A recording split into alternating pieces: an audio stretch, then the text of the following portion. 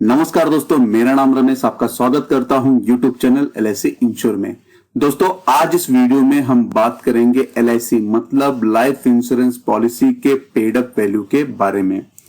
हम सभी कोई ना कोई लाइफ इंश्योरेंस पॉलिसी लिए होंगे, नहीं तो लाइफ इंश्योरेंस पॉलिसी लेने के बारे में सोच रहे होंगे, तो सभी को पेड अप वैल्यू की जानकारी होनी चाहिए। लाइफ इंश्योरेंस पॉलिसी एक लॉन्ग टर्म पॉलिसी है जिसमें समय के अनुसार अलग अलग फाइनेंशियल प्रॉब्लम्स होते हैं, जिसके चलते प्रीमियम का भुगतान ग्रेस पीरियड के दौरान नहीं कर पाते और पॉलिसी सरेंडर करने के बारे में सोचते हैं।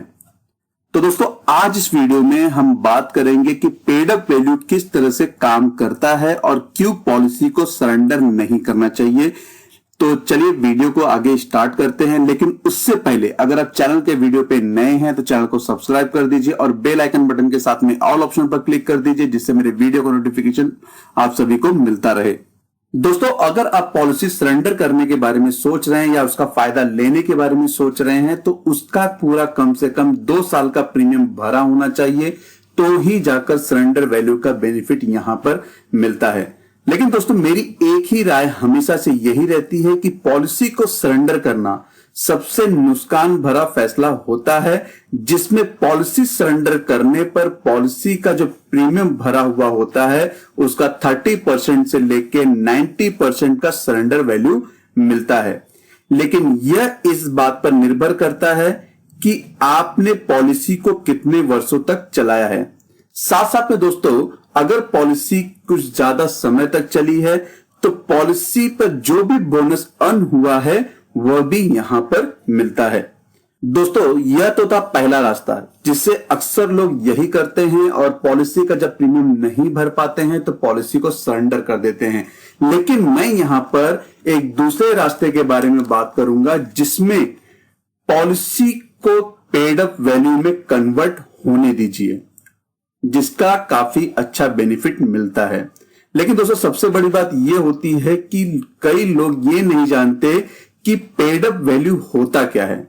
अगर इसे सिंपल भाषा में देखें, यदि आपने पॉलिसी का प्रीमियम भरना बंद कर दिया है तो पॉलिसी की कवरेज खत्म नहीं होती। पेड अप वैल्यू के अनुसार आपके पॉलिसी का जो भी सम एश्योर्ड होता है वो कम हो जाता है और उस घटे हुए सम एश्योर्ड के साथ पॉलिसी चालू रहती है। इस घटे हुए सम एश्योर्ड को पेड अप वैल्यू कहते हैं। पेड अप वैल्यू का फायदा पॉलिसी के कम से कम 2 साल का प्रीमियम या तो इससे अधिक समय तक के प्रीमियम के भुगतान करने पर ही मिलता है, जिसमें लाइफ इंश्योरेंस पॉलिसी पर पेड अप वैल्यू का फायदा पॉलिसी के मैच्योरिटी या तो डेथ पर मिलता है। अगर उसमें बोनस कोई अर्न हुआ हो तो उसका भी वह कैलकुलेट करके मैच्योरिटी या तो फिर डेथ क्लेम में दिया जाता है। इसमें यह भी देखने को मिलेगा कि अगर आपके पास फ्यूचर में कभी कोई पैसा आता है और आप अपने बकाया प्रीमियम का भुगतान करना चाहते हैं, तो भुगतान करने के बाद जो भी आपका ओरिजिनल सम एश्योर्ड है वह पॉलिसी उसके बेनिफिट से स्टार्ट हो जाएगी। मतलब अगर आपकी पॉलिसी 10 लाख की थी तो 10 लाख की पॉलिसी के सम एश्योर्ड से वह चालू हो जाएगी। इसलिए दोस्तों, पॉलिसी को कभी सरेंडर करने के बारे में ना सोचे, बल्कि पेड अप वैल्यू पर ध्यान दे कि किस तरह पेड अप वैल्यू का यहां पर बेनिफिट मिलेगा और कितना मिलेगा।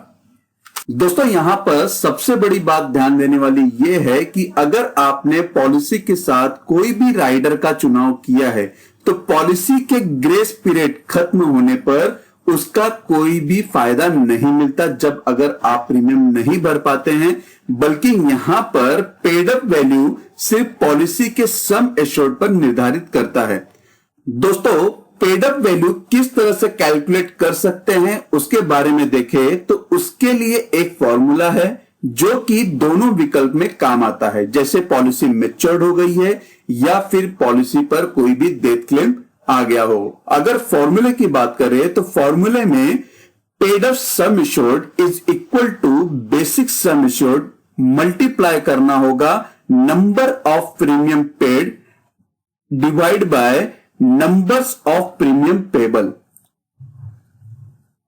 मतलब पेड अप सम एश्योर्ड लेने के लिए जो भी आपका बेसिक सम एश्योर्ड है मल्टीप्लाई करना होगा नंबर ऑफ प्रीमियम, मतलब कितने साल आपने प्रीमियम भरा है, डिवाइड करना होगा कितने साल आपका प्रीमियम पेइंग टर्म था, तो जाके आपको पेड अप सम एश्योर्ड मिल जाएगा। लेकिन दोस्तों बात यहां पर यह आती है कि बोनस का पेड अप सम एश्योर्ड किस तरह से कैलकुलेट किया जाता है, तो उसको भी अगर देखें तो यहां पर bonus on paid up sum assured पर basic sum assured multiply by bonus जो अमाउंट रहेगा एलआईसी या फिर किसी इंश्योरेंस कंपनी ने डिक्लेयर किया है वो अमाउंट डिवाइड बाय 1000। तो दोस्तों ये तो था पेड अप सम एश्योर्ड निकालने का एक फॉर्मूला जिसके आधार पर आप पेड अप सम एश्योर्ड का वैल्यू निकाल सकते हैं। तो चलिए चलते हैं, इसको एक एग्जांपल के साथ में समझेंगे कि किस तरह से पेड अप सम एश्योर्ड का वैल्यू निकालेंगे।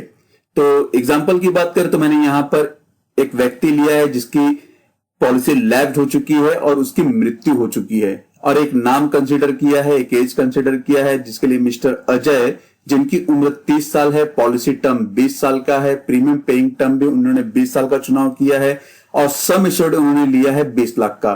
एज ऑफ 30 में उनकी पॉलिसी ईयरली प्रीमियम भरने के बाद चालू होती है और मैच्योरिटी होती है एज ऑफ 50 में। मिस्टर अजय पूरे 8 साल का प्रीमियम का भुगतान करते हैं और आने वाले आगे का प्रीमियम किसी फाइनेंशियल इशू की वजह से वो नहीं कर पाते, जिसके कारण उनकी पॉलिसी चली जाती है पेड अप पॉलिसी में और किसी कारणवश उनकी मृत्यु हो जाती है। तो यहां पर जो भी उनके फैमिली मेंबर्स हैं या फिर नॉमिनी हैं वो यहां पर डेथ क्लेम करते हैं। तो यहां पर डेथ पेड अप क्लेम का जो फॉर्मूला है पेड अप वैल्यू का वो यहां पर लगेगा।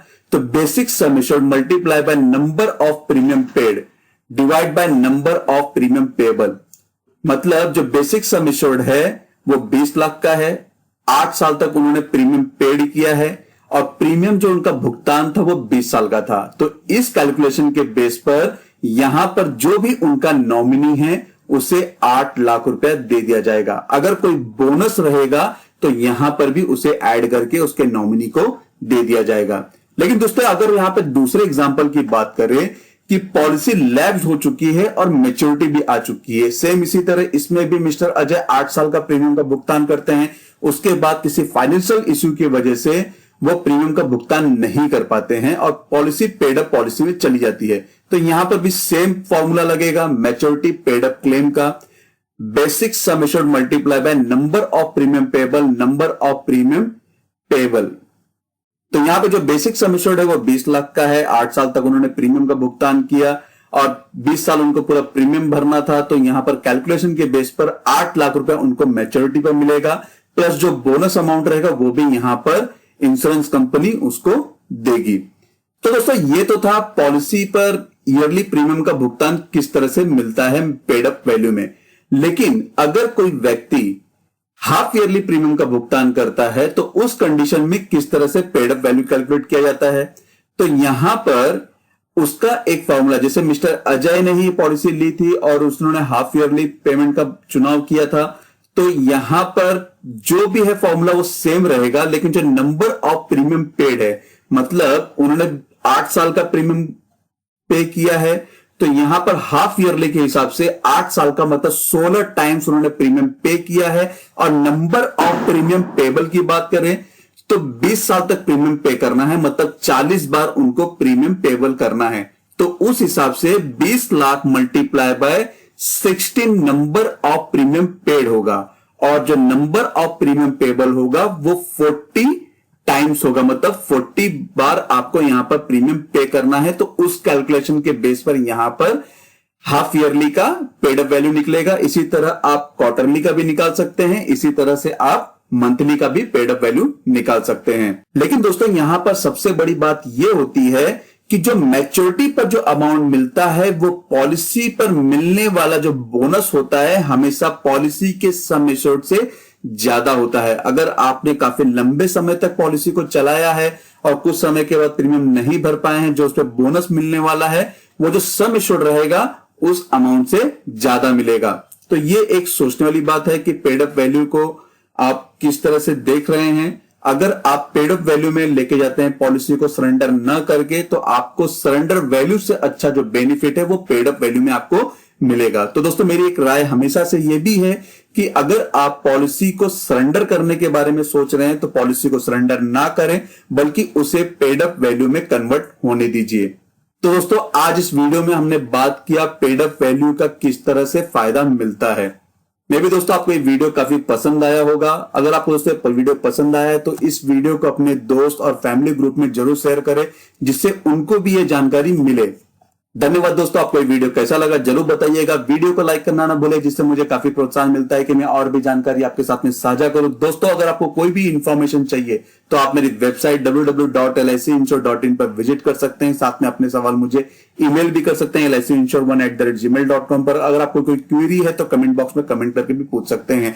चैनल को सब्सक्राइब कर दीजिए और बेल आइकन बटन के साथ में ऑल ऑप्शन पर क्लिक कर दीजिए, जिससे मेरे वीडियो का नोटिफिकेशन आपको मिलता रहे। धन्यवाद दोस्तों।